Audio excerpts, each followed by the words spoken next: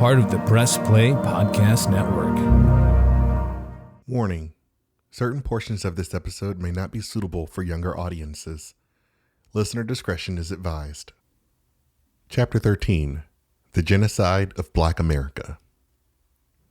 Carrie Elizabeth Buck was born on July 3, 1906, in Charlottesville, Virginia. Her father had abandoned her mother early on. Her mother, Emma, after being accused of immorality, prostitution, and having syphilis, was committed to the Virginia State Colony for Epileptics and Feeble-Minded. Soon after her commitment, Carrie was born. Due to the circumstances, Carrie was placed in the foster care of John and Alice Dobbs. She was noted to have been an average student. She lived a seemingly ordinary life until she didn't. On March 28, 1924, she gave birth to a daughter, Vivian. Carrie was declared mentally incompetent, and her daughter was taken from her and placed with the Dobbses, who adopted her. Unfortunately, she died at the age of 8 due to a secondary infection brought on by the measles. On June 4, 1924, on the grounds of feeble-mindedness, incorrigible behavior, and promiscuity, Carrie was also committed to the Virginia State Colony for Epileptics and Feeble-Minded with her mother. While Vivian wasn't deemed feeble-minded, the colony superintendent, Dr. Albert Priddy, used the 3 generations of women as a means to promote his ideas that feeble-mindedness was hereditary, and that the importance of eugenics in his research to ensure these traits weren't passed along. Under Virginia law, Dr. Priddy convened a hearing to determine if Carrie should be sterilized. Carrie, who wasn't properly represented, in fact, by all intents and purposes, she largely defended herself. The panel came to the conclusion that Carrie was feeble-minded and slated her for sterilization. Dr. Priddy died in the course of the litigation, but his successor, John Hendren Bell, took up his cause and his case. Carrie, challenging the decision, it was taken to court, the State Supreme Court of Appeals, and eventually the Supreme Court of the United States, who, in a 8-1 decision, ruled against Carrie and in favor of involuntary sterilization. And it was this case that legitimized a practice that would see thousands of African Americans, especially poor African American women, involuntarily sterilized.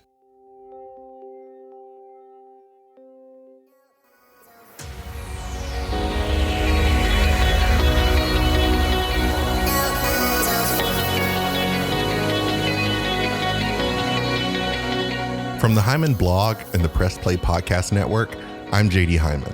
As a Black man living here in America, I am living proof that while all men were created equal, not all men are equal. We're here to dig into the American political system, explore and unearth experiences from the human condition, and be a catalyst for some hard conversations that need to be had. Conversations that demand to be had. No matter what brought you here, I'm glad you came. Once again, my name is JD, and this is the Hyman Podcast.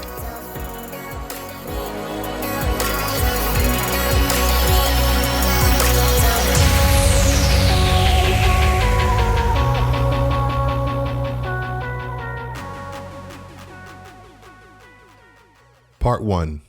First, do no harm. While the Hippocratic Oath does not expressly use these words, it does say things like, I will apply dietetic measures for the benefit of the sick according to my ability and judgment. I will keep them from harm and injustice. And it means just that doctors swore an oath to protect their patients and their well-being, but apparently that didn't apply to certain people. In the beginning, involuntary sterilization was performed on a vast number of people: white, Black, Indigenous, Mexican, Asian, the whole gamut. But then places like North Carolina decided to turn the tables.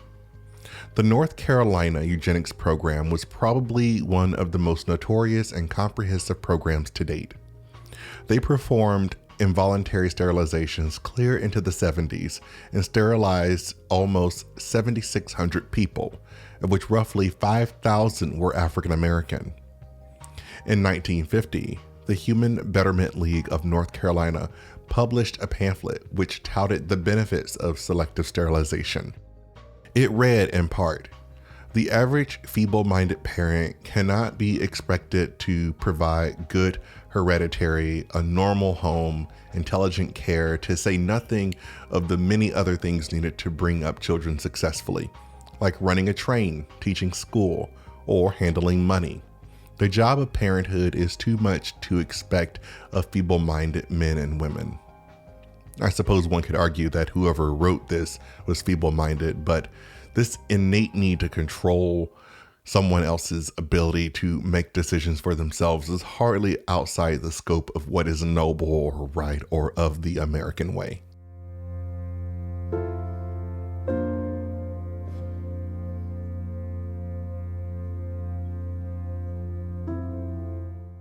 We live in a society where the prevailing need to reign supreme has been instilled in us from the very beginning. Add to the fact that Black people were finally afforded some semblance of freedom. Someone decided to come out of left field, and if they couldn't control the rights of Black America, then by gosh, they'll simply control the population itself. And North Carolina weren't the only perpetrators. It was all over. In California, for example, where at the time Black people only represented about 1% of the population, they represented about 4% of the forced sterilizations. And you might be wondering how this could have happened the way it did and for so long. Well, states actually passed their own sterilization laws. And in some cases, when people didn't want to be sterilized, but there was a push to control African American populations, some people were told that if they didn't submit to procedures like tubal ligations, they would have to forfeit their welfare benefits. A lot of people were illiterate and didn't know what they were signing. They were told things like, if you don't sign this, then you could be prevented from receiving certain benefits or certain social services.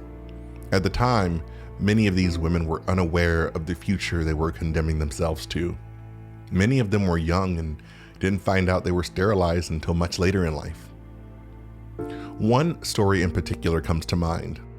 In 2006, a woman by the name of Kelli Dillon was detained by the California penal system. After having some pain, Kelli was taken to an infirmary where after a preliminary test, she was told they would conduct a biopsy to determine the cause of her pain. And so through a series of tests over a few months, he told me that I had abnormal, he told me I had an abnormal pap smear. Kelli, who was in her early 20s at the time, was told of the possibility of cancer and was asked if she would consent to a hysterectomy if the biopsy was positive for cancerous cells. She was young and scared and ill-informed and agreed that a hysterectomy would be the logical course of action. When I asked him, well, what does that mean? He said, well, I could, possibly have cancer or cancer cells or whatever. And so with that, being told that, I agreed to a procedure of having a cone biopsy. And then he sent me for an ultrasound, and then he told me that I had a cyst on my ovary. And so basically the surgery consisted of a removal of a cyst and a cone biopsy. After the biopsy, Kelli was relieved when the doctor informed her that the biopsy was negative for cancer. A short time later, Kelli noticed that she had begun to develop symptoms of menopause, and at the age of 24, Kelli knew something was wrong. When I came out the surgery, I asked him then after the recovery, was everything okay? Did you find cancer? He says, no, everything is fine. You'll be okay. And so from there on, I began to experience menopausal symptoms in the leading months and also the absence of my menstrual cycle. So I began to be concerned, alarmed, and then Still incarcerated, Kelli began to write to the staff to determine what had happened during her procedure. In her words, they were giving her the runaround. So in prison, you can call your doctor and think that you can have a urgent care visit or whatever. You have to put in an inmate request form to see the doctor. And in each time there's a request, there's a 2 to 3 weeks, if not months to wait in between to see the doctor. So every time I was putting in a request, it was taking me 2-3 weeks to even see the doctor. And so when I finally got a chance to see the doctor told me that I was probably experiencing surgical menopause. So I was like, surgical menopause, what is that? But I just felt like I was getting the runaround with a lot of answers. Frustrated with what was happening, Kelli reached out to an outside agency called Justice Now and a social activist attorney to assist her in getting access to her medical records. It was then, nearly a year later, that Kelli learned that the surgeon had intentionally severed the blood supplies to her ovaries, effectively sterilizing her. What I learned in researching this episode is that between 1997 and 2004, over 1,000 women, mostly Black, were involuntarily sterilized. Many of these women were told that they had cervical cancers or were given involuntary hysterectomies after giving birth in prison. Kelli and a lawyer/advocate, Cynthia Chandler, worked together to pass a bill that banned these already illegal procedures in California prisons, and have since teamed up with other activists and lawmakers alike in an effort to write another bill with the purpose of establishing a fund to locate and pay damages to these women. It might only be a dent in the pile, but it's a step in the right direction. And if we're being honest, we could use a lot more of those. We'll get back at it after the break. Want to hear more about your favorite TV shows and movies that are on countless streaming services? Then listen to Up Next with your new favorite hosts, me, Kristen Aviles, And me, Christina Walter. Every other week, we'll highlight one genre, but 2 movies or TV shows, one old and one new. We'll let you know what's hot and what's not from your favorite or least favorite streaming services. And be sure to stay tuned to the end of each episode where we shout out an artist whose name you should know for their talent in the industry. So follow us to stay up to date with your favorite hosts from Up Next, a part of the Press Play Podcast Network. Hey, it's JD from the Hyman podcast. I just wanted to take a few moments and let you know how much I appreciate your support of this podcast. It means a lot to me. When I first started this project, I didn't know where it was going to go, but now that I see you guys are in tune to it, I'm excited to be on this journey with you. If you haven't already done so, take a few moments and leave us a 5-star review. It helps the podcast in more ways than one. Thanks again. Now, let's get back to the show. Part 2. The contemporary history of lynching in America. Today, we've seen a lot of progress in the effort to eradicate involuntary and sometimes forced sterilization, but Black genocide exists in many forms. I would even dare say that Black genocide has evolved in some fashion. On April 26, 2018, the National Memorial for Peace and Justice opened in Montgomery, Alabama. It's a structure that is dedicated to the legacy of enslaved Black people who were lynched, who were humiliated by segregation and Jim Crow, and for the countless Black people who were burdened by contemporary presumptions of guilt and police violence. This structure sits on a sprawling 6 acres of land with 800 6-foot monuments that symbolize the thousands of lynching victims, one for each county in the United States where lynchings took place. Is it something we don't talk about enough? Why? Are we ashamed of our country's history, or is it too painful to revisit? No worries, you can revisit it with me.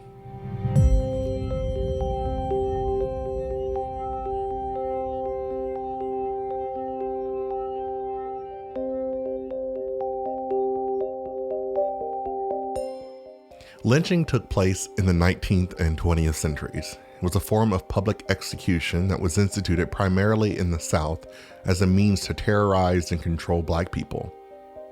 Imagine walking into town and down a dirt road and seeing Black bodies swinging from the trees. It wasn't just the hanging of people, it was everything that took place before and after. Mobs of people would typically accuse someone of wrongdoing, and they would barge into homes or churches and take people by force. They would torment them physically. They'd beat them, mutilate them. Sometimes they'd decapitate the bodies or desecrate the remains. Sometimes they'd burn the bodies. They'd sell photos as souvenirs. A poem by Abel Meeropol, made famous by Billie Holiday. Southern trees bear a strange fruit, blood on the leaves and blood on the root. Black bodies swinging in the southern breeze, strange fruit hanging from the poplar trees. To date, 4,743 are on the records per the NAACP. Some accounts differ, and quite frankly, it would be hard to tell exactly how many there were. While not all these people were Black, about 72% were. Some were immigrants, others were white people who dared to help Black people. Hundreds of these people were lynched based on pure accusation. Some weren't even accused. Some were lynched because they talked to a white person or spoke to a white person with less respect than what they believe they were owed. These lynch mobs often took the law into their own hands, and sometimes they found themselves to be the arbiters of justice. On May 8, 1916, in the rural town of Robinson, Texas, Lucy Fryer was found dead just outside of her home. Her head had suffered blunt force trauma. An investigation led the sheriff to Jesse Washington, who had worked on the Fryers' farm. When the sheriff finally located him, he was wearing bloody overalls. He had indicated that it was a result of a bloody nose, but the sheriff took him and some of his family in for questioning. At some point during the interrogation, it was believed that Jesse confessed to the killing and told the sheriff that he could tell him where to find the murder weapon. The sheriff supposedly found the weapon where he'd indicated. Later, a man claimed that he had seen Jesse on the Fryer farm, leaving the day of the murder. On May 11th, a grand jury was convened and an indictment followed. He was appointed several attorneys who were relatively inexperienced, and they prepared no defense. The trial was scheduled for May 15th, 4 days later. The courthouse was filled to capacity. By this time, word had spread fast and far. At the conclusion of the trial, the lead prosecutor announced that a fair trial had been had. The jury deliberated for an astonishing 4 minutes, and in the 5th minute, the foreman announced a guilty verdict, and he was sentenced to death. The trial had lasted just under an hour. As court officers attempted to remove Washington from the courtroom, they were overrun by a mob of spectators who dragged him outside. He tried to fight back, but was quickly overpowered and subdued. A chain was placed around his neck, and he was dragged from the courthouse to the city hall in Waco proper. As they made their way to City Hall, Jesse was stabbed and beaten multiple times with blunt objects. Barely conscious and covered in blood, stabbed and beaten multiple times, Jesse was doused in oil and hanged from a tree over a waiting fire. The spectators, they cut off his fingers and toes, and they castrated him. And over again, they lowered and raised him into and out of the fire. Into and out of the fire. They wanted to keep him alive to prolong his suffering. He tried to climb up the chain, but without fingers, it was nearly impossible. They continued to raise and lower him into and out of the fire until he burned to death.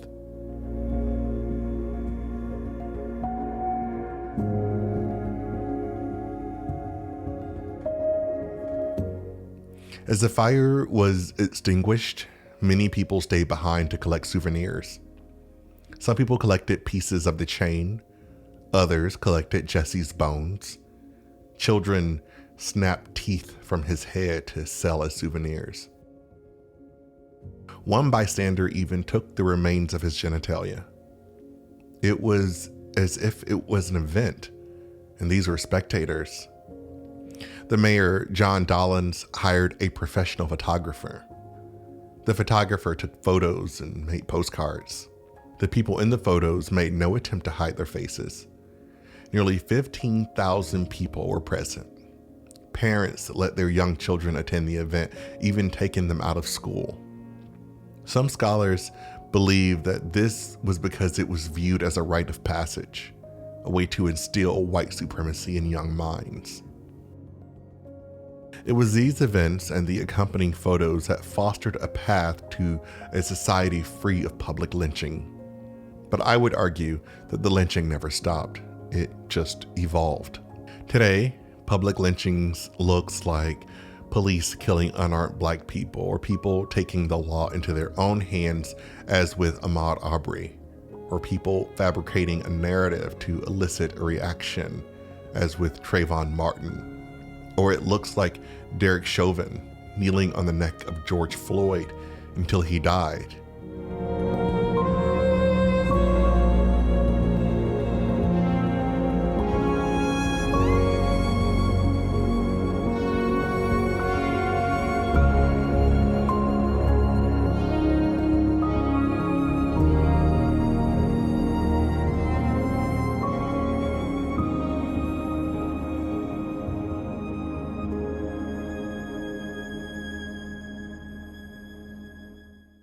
One of the biggest questions I'm asking myself is, when will it end? When will we get back to some semblance of normalcy? Is the new normal the best we're going to get? The very first episode of this series, normal is the watchword, rings true even today. Normal might be the watchword, but is just as elusive as it's ever been.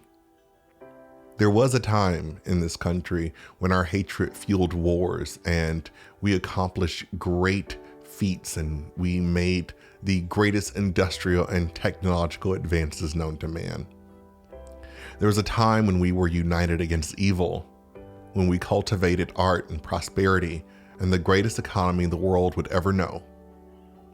And there was a time when we were at the brink of war with our greatest enemies, and without thinking twice, we threw down our swords and boldly raced into outer space to find the will of mankind. Where that will has gone, I'm not sure. But as we did that, as we raced towards the heavens without even knowing it, with outstretched fingers, we touched the face of God.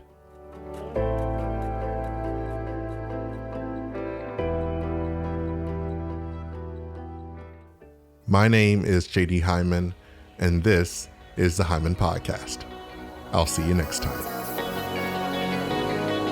The Hyman Podcast was written, edited, and produced by myself.